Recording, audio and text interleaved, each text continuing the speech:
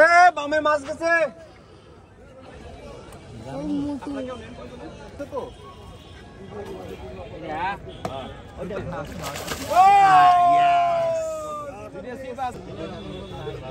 কাতল মাছ কিন্তু ধরা পড়েছে তেমন।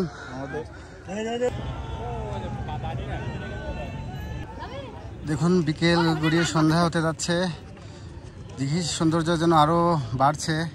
পুকুরে চারপাশ ঘিরে কিন্তু এরকম শিকারীরা বসেছেন। মোট 60টা সিট দেওয়া হয়েছে এবং এর মূল্য কিন্তু 55,000 টাকা প্রতি চৌকি। ভিউয়ার দেখুন আরেকটি মাছ কিন্তু এখানে ধরা পড়েছে, মাছ ছাড়ানোর কাজ চলছে এখানে।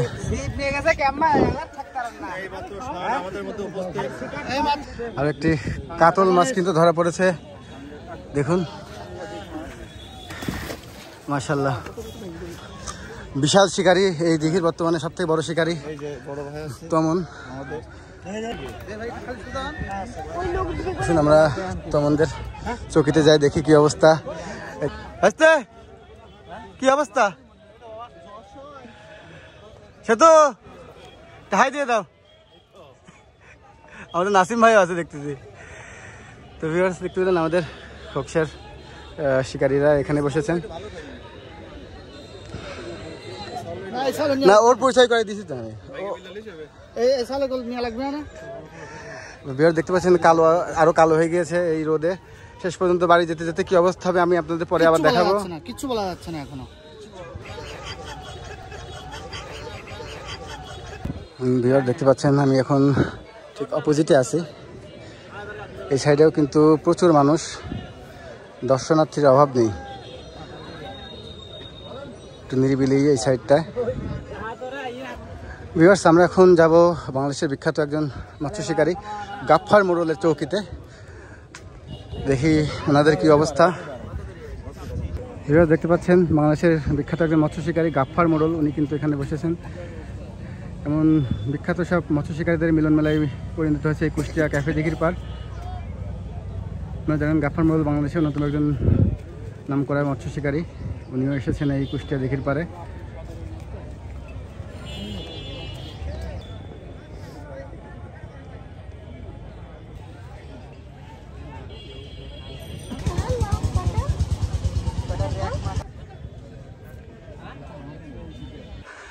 ভিউয়ার্স আমাদের ভাতিজা জহরুল কিন্তু একটি মাছ ধরেছে, এখন আয়ত্তে নিয়ে আসতে পারেনি, চেষ্টা করছে। আসলে দেখি শেষ পর্যন্ত কি হয়। এখনো বেশ দূরে মাছটি রয়েছে, দেখা যাক। আসলে বড় মাছ হলে ধরতে একটু সময় লাগে।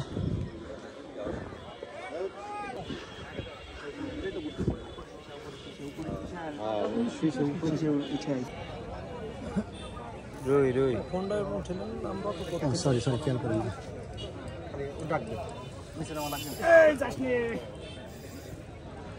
চেষ্টা চলছে মাছটি নিয়ে আসা। ভাই এ বামে মাছ গেছে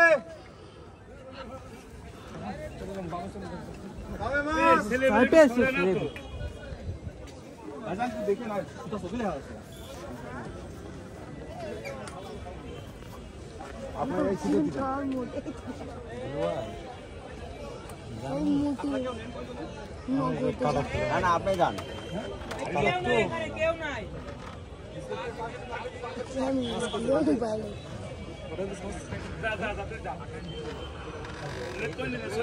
প্রায় কাছাকাছি চলে এসেছে, দেখা যাক।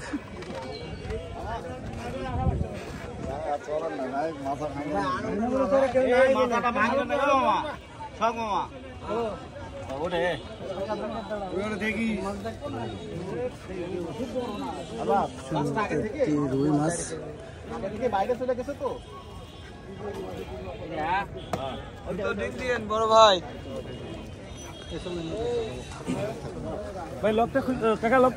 ধরুল ভাতিজা একটি মাছ ধরলো মাত্র। মাছটা খুব বেশি বড় না হলেও কিন্তু এমন একটা ভাব ছিল যে মাছটা বেশ বড়, আসলে বড় না।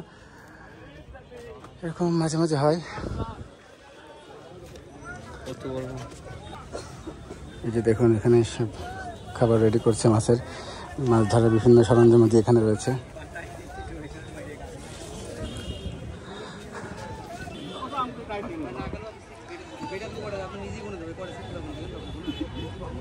তো ভিউয়ার্স, সন্ধ্যা হয়ে আসছে, ভিডিওটি এখানে শেষ করব।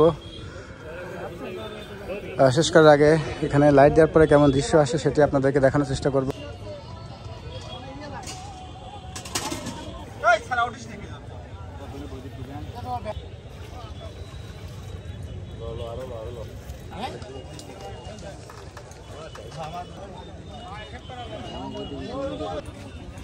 কোথেকে আসেন আপনি?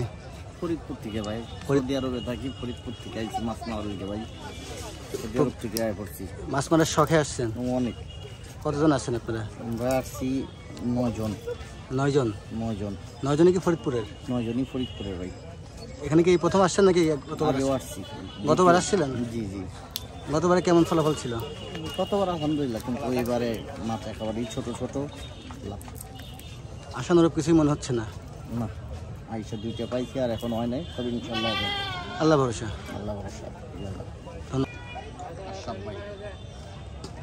ভিডিও দেখতে পাচ্ছেন, এই মাছটা কিন্তু ফরিদপুর থেকে ওনারা আসছেন, ফরিদপুরের আশরাফ ভাই, একে অনেকেই চেনেন। দেখুন, লাইট জ্বালানোর পরে কিন্তু দিঘির পরিবেশটা অসাধারণ সুন্দর হয়েছে।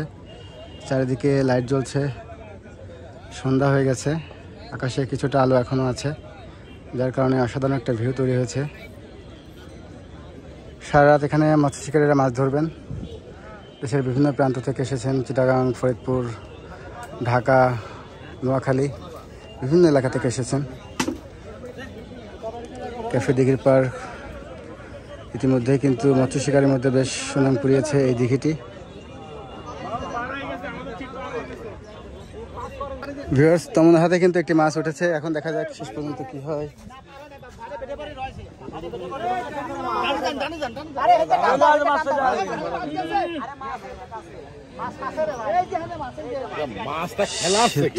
চেষ্টা করতেছে,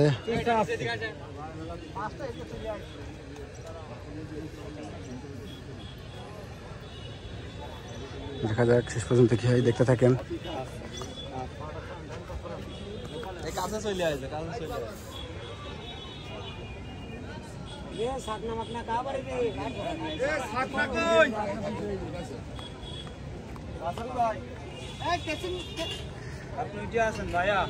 এইমাত্র আমাদের বন্ধু বিল্লাল একটি হিট করেছে।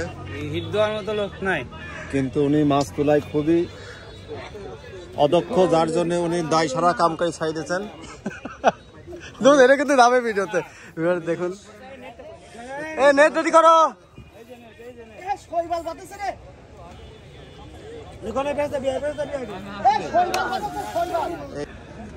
দেখতে পাচ্ছেন, পাঙাশ মাছের মতো চেহারা মনে হচ্ছে শেষ পর্যন্ত, দেখা যাক।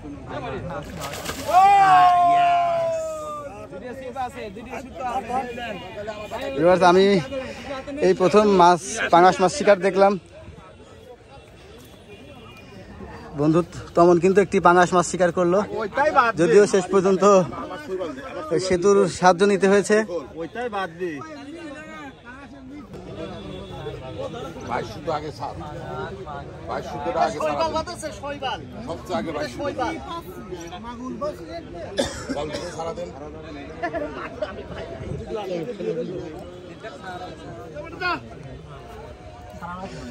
তো ভিউয়ার্স, এই পাঙাশ মাছ দিয়ে কিন্তু আজকে ভিডিওটি শেষ করছি। সবাই ভালো থাকবেন, সুস্থ থাকবেন।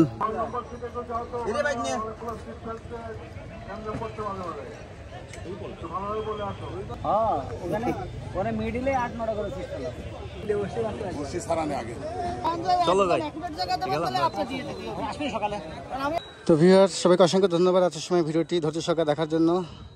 যারা গ্রামের ভিডিও পছন্দ করেন, গ্রামীণ জীবন দেখতে পছন্দ করেন, মাছ ধরা দেখতে পছন্দ করেন, চ্যানেলটি সাবস্ক্রাইব করে রাখবেন। সবাইকে আবারও অসংখ্য ধন্যবাদ জানিয়ে কুষ্টিয়া ক্যাফে দিঘির পাড় থেকে বিদায় নিচ্ছি। আমি নাহিদুজ্জামান শয়ন। আল্লাহ হাফেজ।